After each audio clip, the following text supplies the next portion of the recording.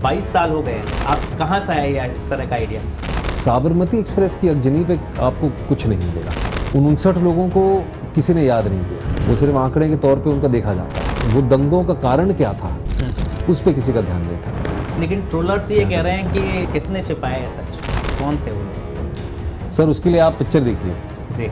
आप मेरे से वो सवाल पूछ रहे हैं जो मेरी पिक्चर की पूरी कहानी खोल देगा। सवाल ये है कि उस वक्त की जो पॉलिटिकल पार्टीज है उनकी भूमिका क्या सही थी?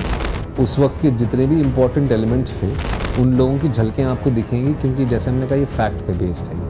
नमस्कार, खास मुलाकात कार्यक्रम में आपका स्वागत है। मैं हूं आपके साथ दर्श शर्मा। बचपन से लेकर अब तक आपने सुना होगा या पढ़ा होगा कि पढ़ लो, पास हो जाओ तो जिंदगी बन जाएगी। मगर आज हम आपकी मुलाकात एक ऐसे शख्स से करवा रहे हैं जो 12th फेल में काम कर एक्टिंग की दुनिया में पास हो गया।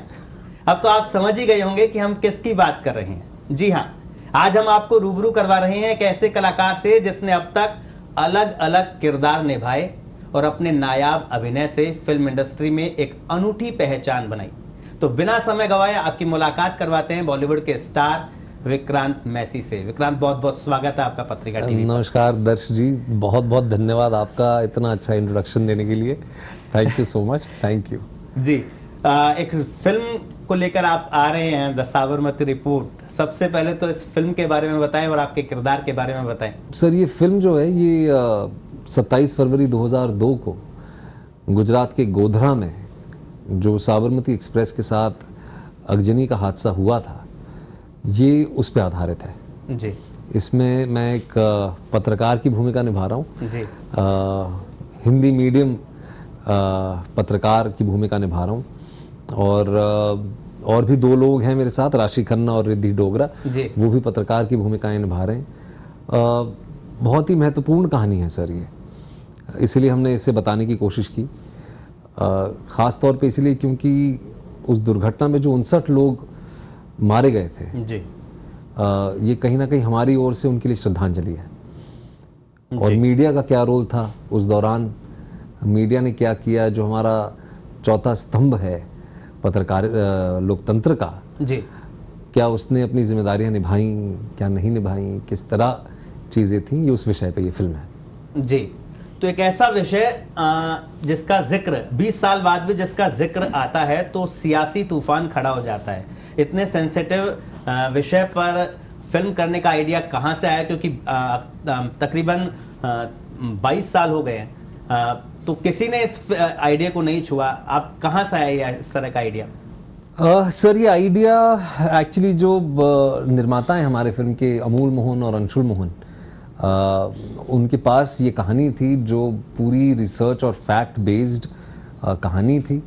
तो वो एकता कपूर के पास गए जी। और एकता कपूर के साथ मेरा बहुत गहरा रिश्ता है, सालों से उनको जानता हूँ, उनके साथ काम भी किया है बहुत। तो जब उन्होंने मुझे बताया कि इस विषय पे वो एक फिल्म बनाना चाहती हैं, तो उन्होंने मुझे स्क्रिप्ट दी जी। और स्क्रिप्ट के साथ साथ मुझे रिसर्च मटेरियल भी प्रोवाइड किया गया। तो जब मैंने वो स्क्रिप्ट पढ़ी और रिसर्च मटेरियल पढ़ा और साथ ही साथ में उस रिसर्च की भी रिसर्च करी, तब ऐसा लगा कि दुर्भाग्यवश सिनेमा की दुनिया में जो 28 फरवरी से दंगे हुए, उनके ऊपर आपको बहुत कुछ मिलेगा जी। डॉक्यूमेंट्रियाँ मिलेंगी, बहुत सारे आर्टिकल्स मिलेंगे, लेकिन साबरमती एक्सप्रेस की अगजनी पे आपको कुछ नहीं मिलेगा।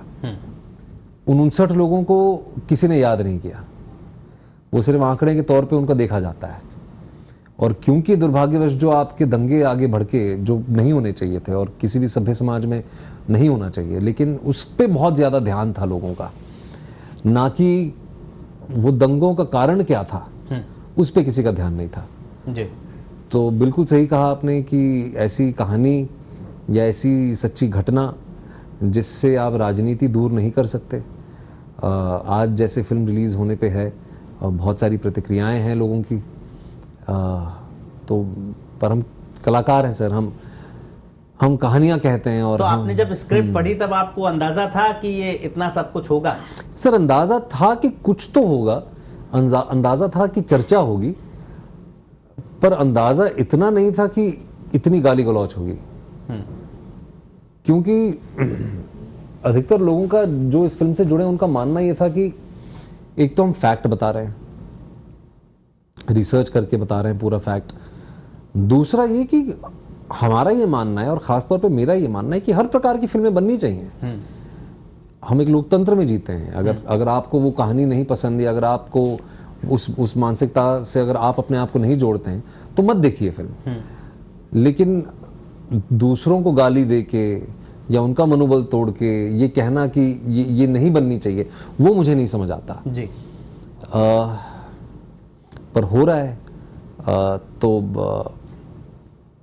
लेकिन ट्रोलर्स ये कह रहे हैं कि कंट्रोवर्शियल मुद्दा हो और सेंसिटिव मुद्दा हो, ये फिल्म हिट की गारंटी होती है, तो आजकल सबका ध्यान इसी पे रहता है। ऐसा नहीं है सर, ऐसा कुछ नहीं है।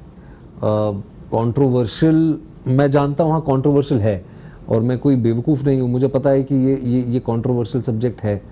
जब आया था तब भी पता था। लेकिन ये चलेगी या नहीं चलेगी वो भी नहीं पता सर जी। और हमने कोई एक पैसा कमाने के लिए, फिल्म चलाने के लिए हमने ये मुद्दा नहीं उठाया है।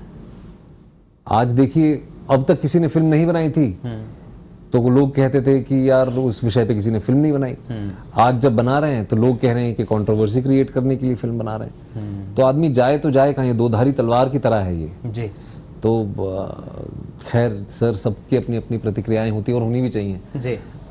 अगर मैं खुद ये उम्मीद रख रहा हूँ कि लोग दूसरों को जीने दें और खुद भी जिएं, तो मैं कोई किसी को रोकने वाला नहीं होता। सही बात है। सबको अपने मन की बात रखनी चाहिए जी।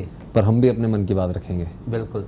जी। फिल्म का ट्रेलर हमने देखा है जिसमें आपने कहा कि गोधरा कांड के सच को छिपा कर रखा है। किसने छिपाया है सच? कौन थे वो लोग? सर उसके लिए आप पिक्चर देखिए। जी। आप मेरे से वो सवाल पूछ रहे हैं जो मेरी पिक्चर की पूरी कहानी खोल देगा। तो 15 नवंबर को आप सिनेमाघरों में आए और द साबरमती रिपोर्ट देखें और खुद ही देखें कि क्या हुआ था, क्या नहीं हुआ था। जी। अभी थोड़ी देर पहले आपने कहा कि गोधरा कांड में मीडिया की जो भूमिका थी वो सही नहीं थी, चीज़ों को छुपाई गया है। तो सवाल ये है कि उस वक्त की जो पॉलिटिकल पार्टीज है उनकी भूमिका क्या सही थी? उनकी भूमिका भी इस फिल्म में दिखेगी? बिल्कुल सर। उस वक्त के जितने भी इम्पोर्टेंट एलिमेंट्स थे, उस वक्त के जितने भी, चाहे वो मीडिया से हों, चाहे वो समाज से हों, चाहे वो राजनीति से जुड़े हों, उन लोगों की झलकें आपको दिखेंगी। क्योंकि जैसे हमने कहा ये फैक्ट पे बेस्ड है ये फिल्म। जी।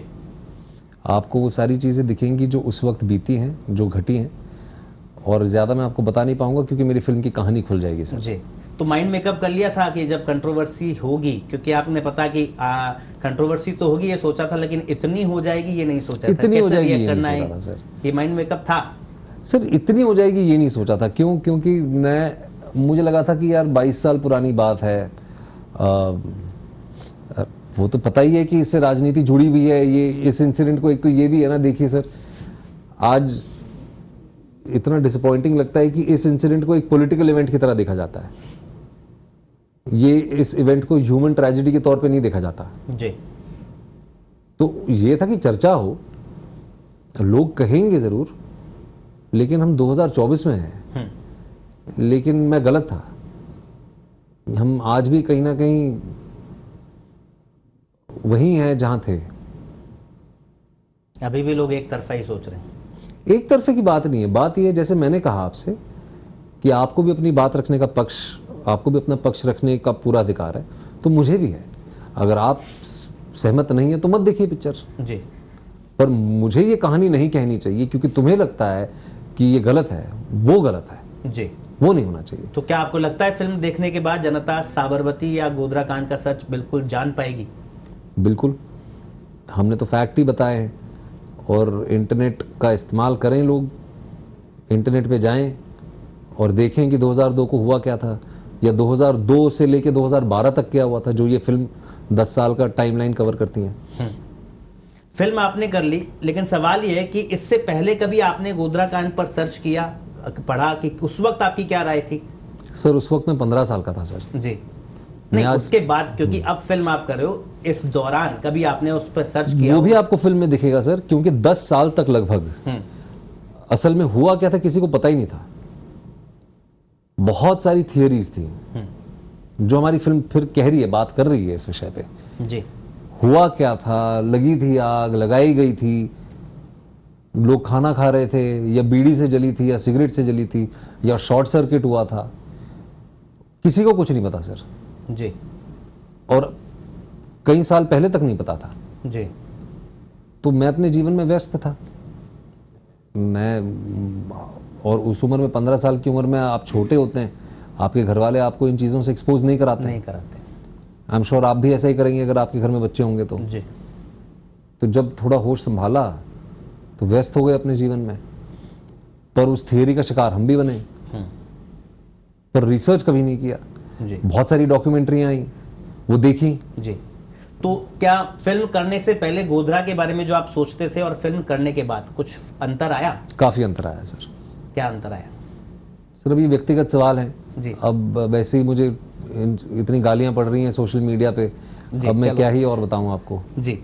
तो लोग आपको बीजेपी की विचारधारा से प्रेरित भी बता रहे हैं, इसके लिए आपको ट्रोल भी कर रहे हैं, इस पर आप क्या कहेंगे? क्योंकि फिल्म की टाइमिंग पर भी सवाल खड़े हो रहे हैं। सर टाइमिंग का मेरे पास एक बहुत अच्छा जवाब है। इस देश में लोग कह रहे हैं कि इलेक्शन के करीब आ रही है फिल्म। जी। सर ये फिल्म आनी थी 3 मई को। 3 मई को लोकसभा चुनाव थे। इलेक्शन कमीशन का मैंडेट होता है कि कोई भी फिल्म, मुझे फिल्मों का पता है, जो पॉलिटिकल बैकड्रॉप के साथ है, जो चुनाव में लोगों को इन्फ्लुएंस कर सकती है, वो इलेक्शन के दौरान नहीं आ सकती। जी। ये आपको भी पता होगा जी। कि उनका मैंडेट होता है, तो इसीलिए 3 मई को नहीं आ पाए। अभी गुरु नानक जयंती पे हमें एक क्लीन रन मिला है 15 नवंबर का, क्योंकि कोई बहुत बड़ी फिल्म नहीं आ रही है, ना हम किसी के साथ क्लैश कर रहे हैं, हमें अच्छा खासा 1-2 हफ्ते का टाइम मिल जाएगा चलने के लिए। जी। तो इसीलिए हम आ रहे हैं। जी। अब अगर अभी नहीं आते तो अब देखिए ना, हर साल इलेक्शन चल रहे होते हैं, पूरे साल तो इलेक्शन चल रहे होते हैं। जी। अभी महाराष्ट्र झारखंड है, अब अगर नहीं आते 2 महीने बाद आते तो दिल्ली के चुनाव चल रहे होंगे। जी। तो क्या करेगा आदमी सर? चुनाव के चक्कर में पिक्चर रिलीज नहीं करेगा। जी। आपको जान से मारने की भी धमकी मिल रही है? सर जान से मारने की 3-4 धमकियां आई हैं, लेकिन तुम्हें देख लेंगे, तुम्हारा घर हमें पता है, तुम्हारी गाड़ी का नंबर पता है, फलाना ढिमकाना, ये सारी चीजें। मेरा नंबर भी पब्लिक हो चुका है एक्चुअली। अच्छा। हाँ, तो मैसेजेस आते रहते हैं। जी। और कई लोगों ने ये भी कहा है कि तुम्हें जान से मार देंगे, पर हमने साइबर क्राइम में कंप्लेंट कर रखी है, तो सारी चीज़ें ऑलरेडी उनका ध्यान दिया जा रहा है। जी। 12th फेल, सेक्टर 36 और हसीन दिलरुबा एक लीक से हटकर काम करने के लिए विक्रांत मैसी जाने जाते हैं। इसकी वजह क्या है? क्या सोच रखा है कि हमेशा अलग ही करना है कुछ? हमेशा तो नहीं सर, सोच ये रखा है कि कुछ ऐसी कहानियां बोलें जो आपके वक्त के लायक हो, आपकी मेहनत की कमाई हुई पूंजी के लायक हो, तो इंस्पायर हो लोग, एंटरटेन भी हो, और ऐसे किरदार करूं जो जिनकी एक आर्काइवल वैल्यू हो। जी। जिनको लोग मतलब सालों बाद भी देखें तो उनको मजा आए देखने में। जी। और कुछ कहानियां जो साबरमती रिपोर्ट जैसी कहानियां हैं जो रेलेवेंट हों। जी। क्योंकि सिनेमा और समाज, कई बार सिनेमा समाज का आईना होता है, तो ऐसी कहानियां कहना चाहता हूं मैं जो जिससे चर्चा हो, जो लोगों के दिलों तक जाए। जी। तो यही कोशिश ये रहती है, बाकी आपको कोई गारंटी तो नहीं है सर कि फिल्म चलेगी या नहीं चलेगी। जी। आप कितना भी प्रचार कर लें, अगर फिल्म अच्छी नहीं होगी तो नहीं चलेगी। जी। तो अच्छी फिल्में बनाने की कोशिश रहती है सर। जी। जी। तो आपने एक इंटरव्यू में आपका देख रहा था, उसमें आपने कहा कि भारत सबसे सुरक्षित देश है रहने के लिए। बिल्कुल। फिर क्या वजह? बहुत सारे बड़े लोग हैं, उनके समय समय पर भारत को असुरक्षित बता देते हैं। सर वो कहते हैं, आप उनसे पूछिए। जी। मुझे लगता है कि इस पूरे विश्व में भारत से अच्छा देश नहीं है इस वक्त। जी। आप यूरोप चले जाइए, वहाँ पे इमिग्रेंट्स को लेके क्या चल रहा है आपको भी पता है। जी। आप अफ्रीका चले जाइए, वहाँ पे जो सिविल वॉर चल रही है वो भी आपको पता है। जी। यूक्रेन में क्या हो रहा है, रशिया में क्या हो रहा है आपको पता है, इजराइल फिलिस्तीन में क्या हो रहा है आपको पता है, अभी अमेरिकी चुनाव अभी खत्म हुए हैं थोड़े दिन पहले, वहाँ पे क्या लोगों की प्रतिक्रिया है वो आपको पता है। जी। मेरे देश में मैं सुरक्षित हूँ। जी। मुझे रात को इस बात का डर नहीं कि ऊपर से कोई बम गिरेगा। मुझे खाने के लिए रोटी मिल रही है, मुझे सुबह दरवाजा खोलता हूं तो मुझे दूध मिल रहा है बाहर। मेरे माँ बाप को अगर मुझे कहीं अस्पताल ले जाना है तो मैं अस्पताल ले जा पा रहा हूँ। जी मेरा जीवन अच्छा चल रहा है, जी मुझे किसी का खतरा या किसी का डर नहीं है। और मेरा ये विश्वास है कि, और क्योंकि मैं पूरी दुनिया घूमता हूँ, देश भर घूमता हूँ, मुझे सच में लगता है कि सब अच्छा चल रहा है। जी जिन देशों के मैंने अभी आपको उदाहरण दिए हैं, अगर आप वहाँ रहते तो आपको पता चलता है कि दहशत क्या होती है। जी जी। आपने फिल्म में अंग्रेजी पत्रकारिता और अंग्रेजी को एक्सपोज किया, तो आपको लगता है आज भी हिंदी बोलना एक तरह से गुनाह हो गया है? सफलता की उतनी गारंटी नहीं है देश में? सर गुनाह तो नहीं कहेंगे, लेकिन कहीं ना कहीं एक क्लास सिस्टम तो हमारे यहाँ है। जी और ख़ास तौर पे जितने बड़े शहर हैं वहाँ पे एक क्लास सिस्टम है। अगर आप अंग्रेजी नहीं बोलते हैं तो आप बुद्धिमान नहीं हैं, या आप अगर अंग्रेजी बोलते हैं तो आप बड़े इंटेलिजेंट हैं। ये एक पर्सपेक्टिव है। जी मैं मुंबई महानगरी का रहने वाला हूँ सर, और वहाँ पे तो ये डेफिनेटली है। जी पर अभी चीज़ें बदल रही हैं। जो चीज़ें 20-22 साल पहले थी, जिस दौर में साबरमती रिपोर्ट बेस्ड है, तब से लेके अब तक तो बहुत सारी चीज़ें बदल गई हैं। ऐसे ऐसे अंग्रेजी पत्रकार हैं जो कल तक हिंदी नहीं बोलते थे, आज हिंदी सीख के हिंदी न्यूज़ पे आने लगे हैं। जी तो चीज़ें बदल रही हैं अभी। जी तो आप ये फिल्म की जो एक्ट्रेस है राशि खन्ना, रिद्धि डोगरा, इनके साथ में काम करने का एक्सपीरियंस कैसा रहा? बहुत अच्छा था सर। रिद्धि को तो मैं टेलीविज़न से जानता हूँ। जी बहुत मेहनती आर्टिस्ट हैं, उनके साथ पहली बार मैंने काम किया है, बहुत अच्छा लगा। राशि खन्ना मेरी बहुत करीबी दोस्त है। ये मेरी और राशि की दूसरी फिल्म है, हालांकि रिलीज़ होने वाली पहली फिल्म है। तो जो पहले हमने शूट की थी वो बाद में आ रही है।